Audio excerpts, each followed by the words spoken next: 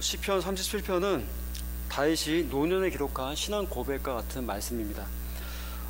다윗은 어린 시절부터 노년까지 하나님 앞에서 순수한 믿음을 지키려고 애를 썼습니다. 그러나 악한 사람들이 세상에서 형통하고 또 번성하는 것을 많이 보고, 또 믿음으로 의롭게 살아온 사람들이 오히려 고난당하며 또 갈등하는 것을 많이 보았습니다. 그래서 그로 인해서 다윗도 한때는 심각한 고민에 빠지기도 했습니다. 고난 때문에 오는 갈등이, 우리에게 오는 고난 때문에 오는 갈등이 다윗에게만 해당이 될까요? 아니면 다윗 시대에만 해당되는 것일까요? 그렇지 않습니다. 선지자라고 하는 하박국도 동일한 문제로 굉장히 갈등하고 고민했습니다. 하박국서를 보면 그래서 선과 악에 대한 질문으로 가득 차 있어요. 하박국은 주변에 가득한 고난과 악한 현실이 하나님의 공의와는 전혀 조화되지 않는다고 생각했습니다. 그래서 하나님 앞에 굉장히 많은 질문들을 쏟아내요. 그는 왜 유다보다 더 악한 바벨론에게 침범을 당해야 하는지 이해할 수가 없었고요. 공의로우신 하나님께서 왜 그러한 죄악들을, 그러한 괴로움을 방관하시는지 이해를 할 수 없었습니다. 그래서 하나님 앞에 아주 정말 뭐라 그럴까요? 속이 다 까맣게 타는 그런 심정을 토하면서 하나님 앞에 막 호소를 합니다. 기도를 해요. 그러나 정말 하나님께서 죄악을 수수방관하는 분이실까요? 그렇지 않죠. 당장의 현실만 보면 하나님께서 전혀 우리의 죄악에 대해서, 이 죄악된 세상에 대해서 무관심해 보이신 것 같아요.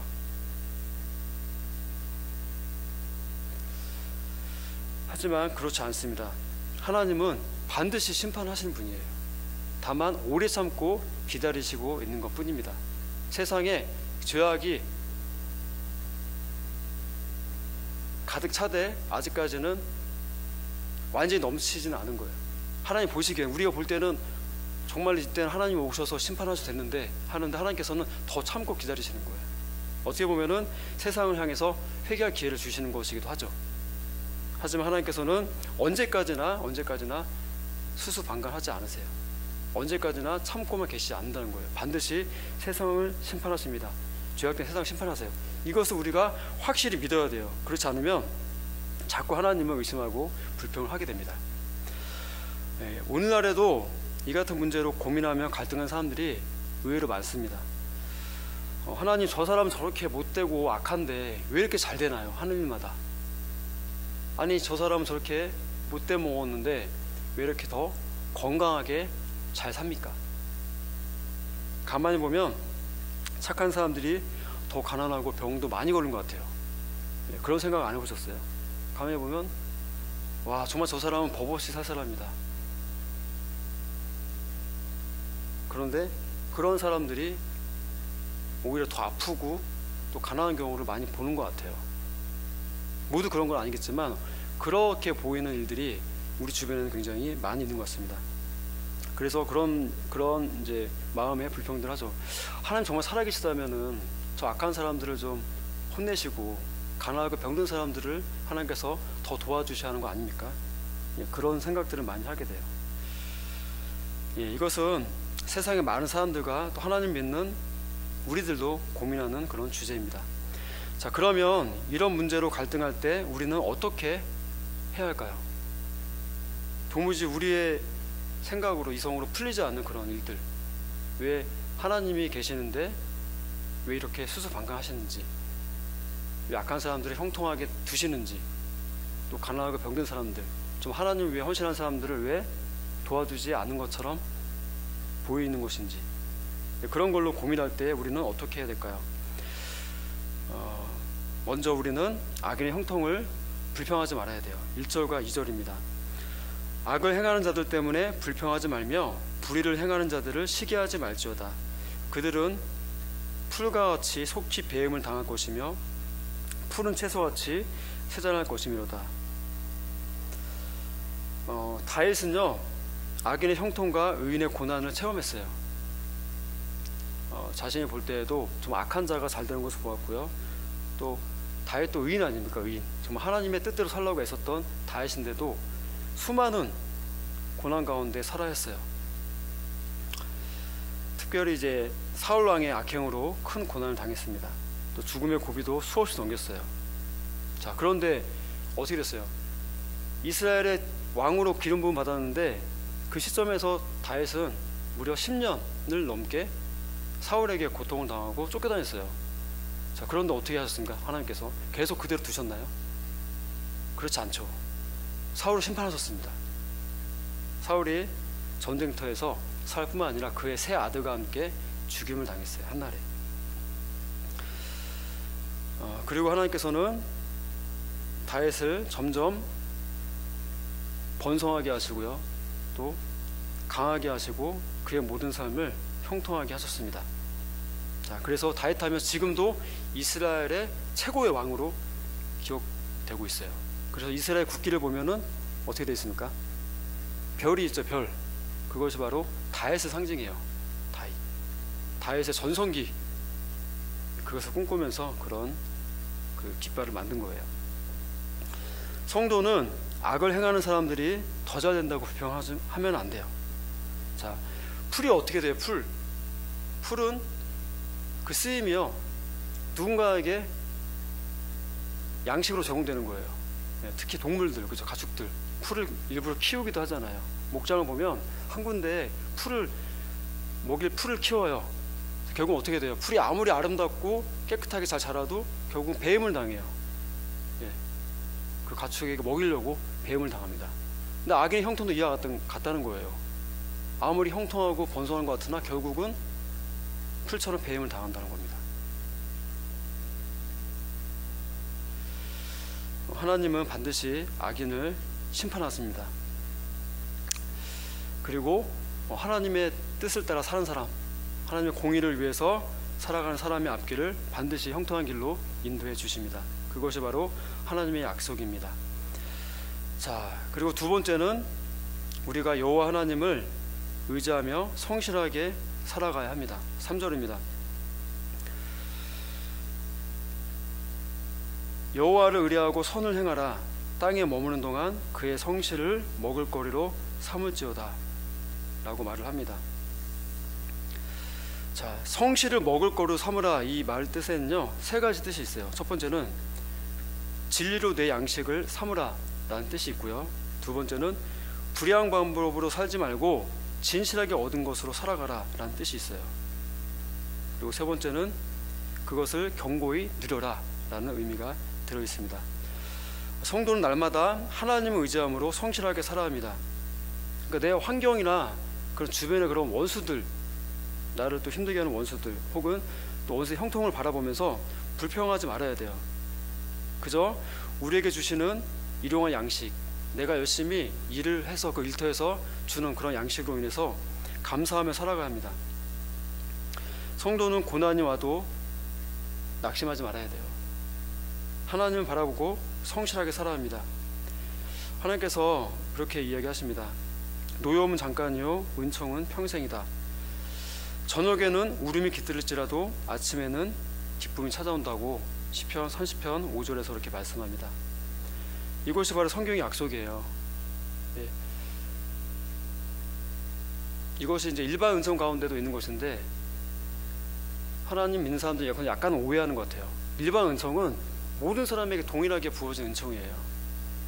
믿는 자나 믿지 않는 자나 악인이나 의인이나 동일하게 베풀어진 은총이에요. 열심히 성실하게 일을 하면은 그 분깃을 받는 겁니다. 그러니까 우리가 할 일은 그거예요. 악인들 형통하는 거 불평하지 말고 그저 내게 주어진 일상, 나의 목, 그것을 열심히 일을 해서 받아서 누리라는 겁니다. 그들을 전혀 불평할 필요가 없어요. 그저 내 일에 성실하면 돼요. 내 일에 성실하게 살아가면 되는 것입니다. 자, 그런 사람에게 하나님께서 그 길을 형통하게 하시고 막힌 길도 열어주시는 거예요. 그것을 막 내 일을 억지로 막 불평하면서 나는 왜 이렇게 열심히 하는데 안 되나, 그런 불평을 하면서 악인의 형통만 부러워하는 사람은 그 길이 결코 형통하게 되지 않는 거예요. 왜냐하면 하나님께서 내게 허락하신 것들에 대해서 감사하지 못하고 불평하니까 어떻게 그 사람의 길을 하나님께서 열어주시겠어요. 당장에 주어진 일도 성실하게 하지 못하고 감사하지 못하는데. 우리가 할 일은 우리의 할 일을 성실하게 감당하는 것입니다. 그리고 끝까지 하나님의 뜻을 깨닫고 하나님의 말씀을 신뢰하고 믿음으로 나아가는 것입니다. 그리고 세 번째, 하나님께 모든 것을 우리는 맡길 수 있어야 합니다. 4절과 6절을 보겠습니다. 4절과 6절. 또 여호와를 기뻐하라. 그가 내 마음의 소원을 내게 이루어 주시리로다. 내 길을 여호와께 맡기라. 그를 의지하면 그가 이루시고 내 의를 빛같이 나타내시며 내 공의를 정오의 빛같이 하시리로다. 자, 우리는 하나님께 모든 것을 맡겨야 하고요, 그 가운데 하나님을 기뻐해야 됩니다. 여기서 하나님을 기뻐하라는 것은요, 그 하나님을 기뻐하는 것의 그 원인을 나에게서 찾는 것이 아니라 하나님께 찾으라는 이야기예요. 하나님 안에서 그 기뻐하는 원인을 찾고 하나님을 기뻐하라는 것이에요. 이것을 내 안에서 내가 잘 되는 곳에서 기쁨을 찾아서 하나님을 기뻐하려고 하면요, 머지않아서 난간에 봉착을 하게 돼요. 왜냐하면 우리가 항상 잘 되는 건 아니잖아요. 그렇죠? 우리가 항상 우리 하는 일들이 항상 잘 풀리는 건 아니에요. 내 뜻이 이루어진 것을 기뻐하기보다는 하나님의 뜻이 이루어지는 것을 더 기뻐할 수 있어야 합니다. 우리는 당장 육체적으로 형통하지 않을지라도 하나님께서 함께 하신 것 때문에 기뻐해야 합니다.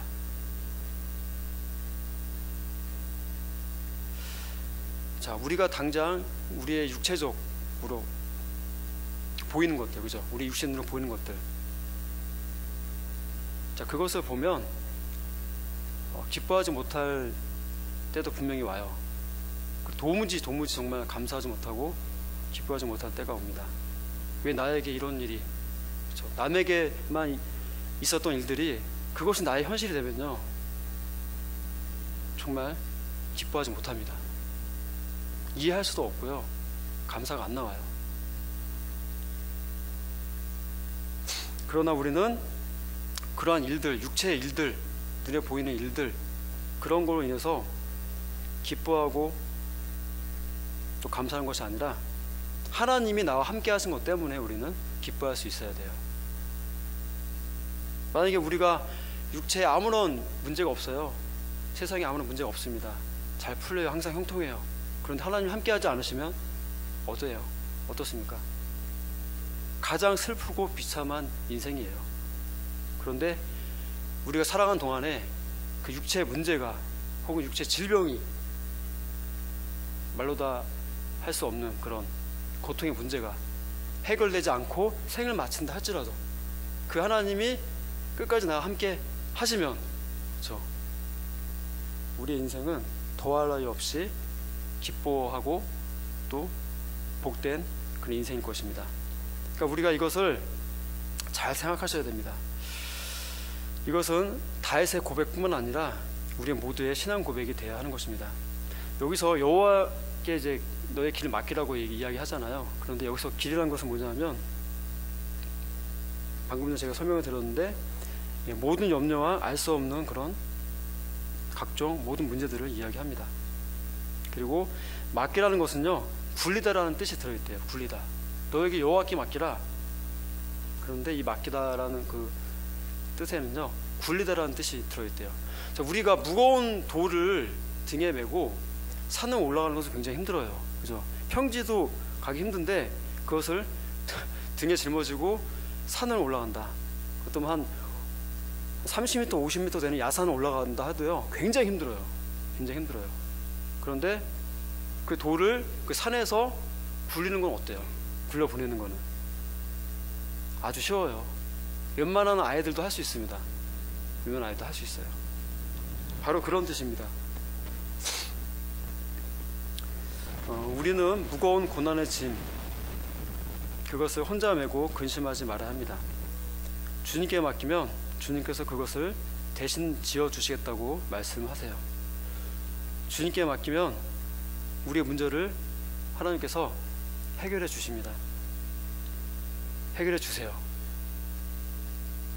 내가 생각하는 것에 맞게 100% 해결되지 않을지라도요, 하나님 보시기에는 1000%, 1000% 합당하게 해결해 주십니다. 여러분이 온전히 그것을 맡길 때 정말로 그렇게 응답을 해주세요. 그래서 성경의 말씀들은 누구에게 해당되고 누구에게 해당되지 않는다, 그렇게 되지 않아요. 그러니까 어떤 것은 눈에 확실하게 보이게 응답되는 것도 있어요. 그런데 어떤 문제들은요, 눈에 보이게 확실하게 해결되지 않아요. 하지만 그의 영혼에게는 해결이 돼요. 예, 현실은 변화가 없는데 내 영혼의 영혼은 해결이 된 거예요. 그 문제에 대해서. 그래서 기뻐할 수 있어요. 감사할 수 있고요. 평안할 수가 있습니다. 그래서 베드로는요, 베드로전서 5장 7절에 이렇게 자신 있게 하나님의 말씀을 소개합니다. 너희 염려를 다 주께 맡기라. 이는 그가 너희를 돌보심이라. 아멘입니까? 네, 하나님께서 어떤 사람 맡겼는데 돌봐주시고 어떤 사람은 맡겼는데 돌봐주지 않는다, 그런 일이 없어요. 그러면 하나님은 공의로우신 분이 아니시잖아요. 하나님은 아담과 하와 죄뿐만 아니라 저와 여러분 모든 사람의 죄를 위해서 똑같이 십자가에 달려서 돌아가 주신 거예요. 그리고 우리에게 똑같이 우리를 하나님의 자녀로 삼아 주신 거예요. 자, 10손가락 깨물어서 안 아픈 손가락이 없다며요. 그죠? 저는 자녀를 낳아보지 않았지만 이 심정은 점점 이해가 될 것 같아요. 예. 뭐 제가 결혼하지 않아서 여러분들에게 이 말이 얼마나 와닿는지 모르시겠지만 어른들이 하신 말씀들 있잖아요. 그런 말씀들이 점점 이해가 되는 것 같아요. 예. 저도 이해가 조금 되는데 여러분들 이해가 더 잘 되시겠죠. 예. 하나님은 차별하지 않으세요. 10손가락 깨물어서 안 아픈 손가락이 없습니다. 자, 100명의 자녀가 있어요. 100마리의 양이 있습니다. 근데 거기서 가장 형편없는 어린 양, 병들어서 막 병약한 그 어린 양을 잃어버렸을 때 하나님께서는 버리지 않으신다는 거예요. 남은 9마리의 건강한 양보다 그 한 마리 잃어버린 양 찾았을 때 기쁨이 더 커서 잔치를 벌이시는 분이 바로 하나님이세요. 여러분, 한 사람 한 사람 하나님은 차별치 않으시고 동일하게 사랑하세요. 여러분이 아는 어떤 사람들, 어떤 믿음의 사람들, 어떤 간증의 사람들, 하나님 정말 저분 사랑하시는구나. 아니요. 그 이상으로 여러분을 사랑하세요. 그 이상을 사랑하면 사랑하셨지 이하로 사랑하시진 않는다는 거예요. 근데 이것을 우리는 잘 믿지 못하고 의심할 때가 많은 것 같아요. 하나님은 진짜 저런 사람은 사랑하는 것 같아. 믿음 좋은 사람은 사랑하는 것 같아.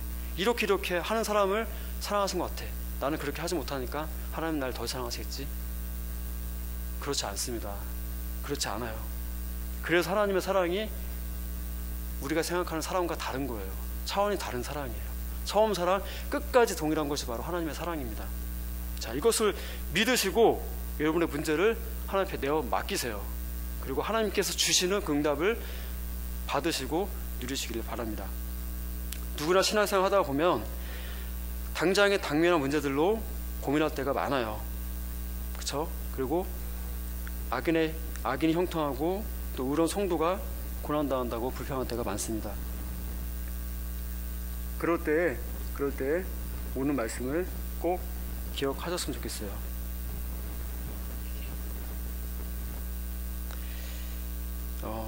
이러한 모든 우리의 오해들, 그렇죠? 모든 근심들, 걱정들, 무거운 짐들을 다 하나님께 맡겨드리시기 바랍니다.